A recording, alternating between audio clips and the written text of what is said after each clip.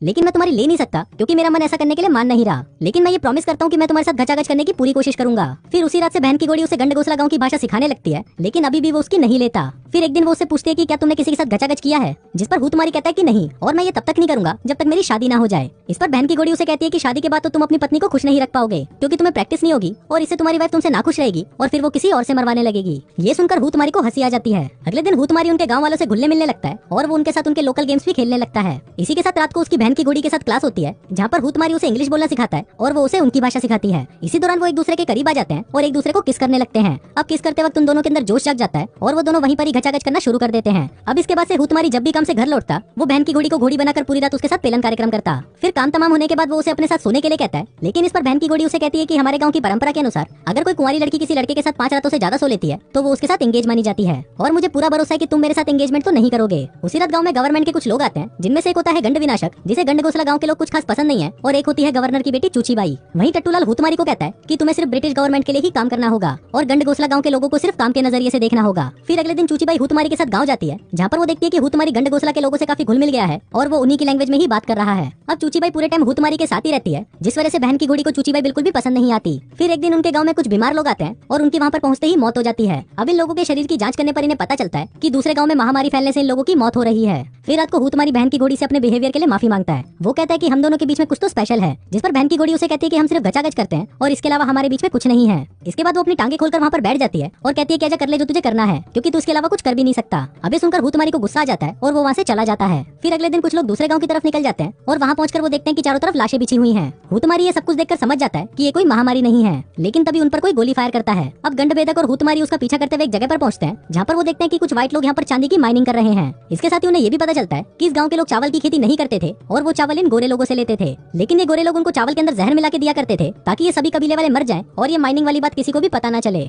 अब हुतमारी ये सब उन गाँव वालों को बताता है, जिसके बाद वो गाँव वाले उन गोरे लोगों पर हमला करके उन्हें मार डालते हैं और उनकी जान बचाने के लिए वो हुतमारी को धन्यवाद देते हैं। अब यहाँ पर हुतमारी बहन की घोड़ी को शादी के लिए प्रपोज करता है, लेकिन बहन की घोड़ी को ये डर था कि ब्रिटिश लोग उसे इससे शादी नहीं करने देंगे और न ही वो इस रिश्ते को मानेंगे। हुतमारी उसे कहता है कि तुम चिंता मत करो, ये हमारे लोग हैं और मैं उन्हें मना लूंगा। फिर जब ये बात वो टट्टूलाल को बताता है तो टट्टूलाल उस पर गुस्सा करने लगता है और कहता है कि अगर तुमने बहन की घोड़ी को नहीं छोड़ा तो तुम्हें 10 साल की जेल होगी। दूसरी तरफ बहन की घोड़ी को भी कबीले के सरदार के सामने पेश किया जाता है, जो उसे कहता है कि तुम्हारे लिए अच्छा यही रहेगा कि तुम कबीले में से ही किसी भड़वे के साथ शादी कर लो। लेकिन इस पर वो उन्हें कहती है कि मैं हुतमारी से वादा कर चुकी हूँ। तभी गंडबेदक उसे समझाने लगता है कि अगर तुमने इनकी बात नहीं मानी तो वो ब्रिटिशर्स उन गोरे लोगों के मर्डर का आरोप हम पर लगा देंगे, इसलिए हम तुमसे विनती करते हैं कि हुतमारी से शादी मत करो। वहीं हुतमारी भी बहन की घोड़ी को ढूंढता हुआ वहाँ पर पहुंच जाता है और देखता है कि उन्होंने इसे जेल में कैद कर रखा है। अब इसके बाद हुतमारी को वापस लंदन भेज दिया जाता है, जहाँ पर उसे ना चाहते हुए भी गवर्नर की बेटी चूचीबाई से शादी करनी पड़ती है, लेकिन वो इस शादी से बिल्कुल भी खुश नहीं होता। अब ऐसे ही कुछ साल बीत जाते हैं और फिर एक दिन हुतमारी चूचीबाई को लेकर अपना अधूरा काम पूरा करने के लिए फिर से गंडगोसला गाँव पहुंच जाता है। फिर रात को जब वो सभी मूवी देख रहे थे तभी चूचीबाई ये नोटिस करती है कि हुतमारी का मूवी पर ध्यान ना होकर बहन की घोड़ी को वहाँ पर ढूंढने में लगा है।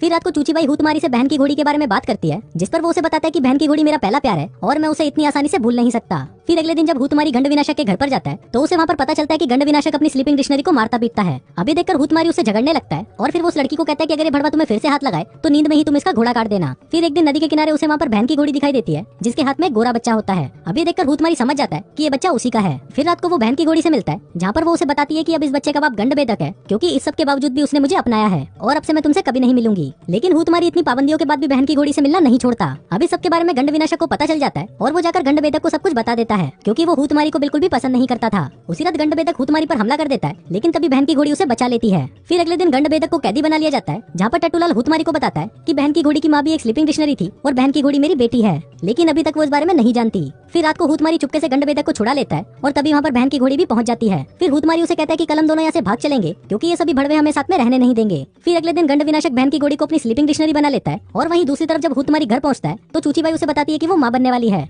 वहीं गंड विनाशक बहन की घोड़ी को अलग अलग तरीके से परेशान करके उसकी लेना चाहता था और इससे पहले कि वो उसकी ले पाता तभी वहाँ पर बावर्ची आकर उसे बचा लेता है। दूसरी तरफ चूचीबाई को भी पता चल जाता है कि हुतमारी वहाँ से भागने वाला है। अब वो समझ चुकी थी कि हुतमारी बहन की घोड़ी से प्यार करता है, इसलिए वो भी उसे परमिशन दे देती है कि जाओ तुम उसके साथ खुश रहो। वहीं बावर्ची बहन की घोड़ी को लेकर फेरी तक पहुंचता है, लेकिन काफी देर बाद भी हुतमारी वहाँ पर नहीं पहुंचता। फिर बहुत देर बाद जब हुतमारी वहाँ पर आता है तो वहाँ पर बावर्ची उसे बताता है कि बहन की घोड़ी को लगा कि शायद तुमने उसे फिर से धोखा दे दिया है, इसलिए वो ये गाँव छोड़कर दूसरे गाँव चली गई। अब हुतमारी उसे ढूंढने निकल जाता है और अगले दिन वो उसे मिल जाती है। अब इससे पहले कि वो वहाँ से आगे जाते गंड विनाशक भी वहाँ पर पहुँच जाता है और उन्हें उन्हें बांध देता है। फिर वो बहन की घोड़ी की जबरदस्ती लेने की कोशिश करता है। उधर हुतमारी उसे बचाने लगता है, लेकिन गंड विनाशक उसे मार मार कर उसका भूत बना देता है। अब वो हुतमारी को जान से मारने ही वाला था कि तभी जहरीले तीर आकर उसे लगता है, जो कि वहाँ के गाँव वालों ने उस पर चलाए थे। और ये वही गाँव वाले थे जिनकी जान कई साल पहले हुतमारी और बहन की घोड़ी ने बचाई थी। फिर फिल्म के लास्ट सीन में हम देखते हैं कि हुतमारी और बहन की घोड़ी उसी गाँव वालों के साथ रहने लगते हैं और इसी के साथ ही ये फिल्म यहीं खत्म हो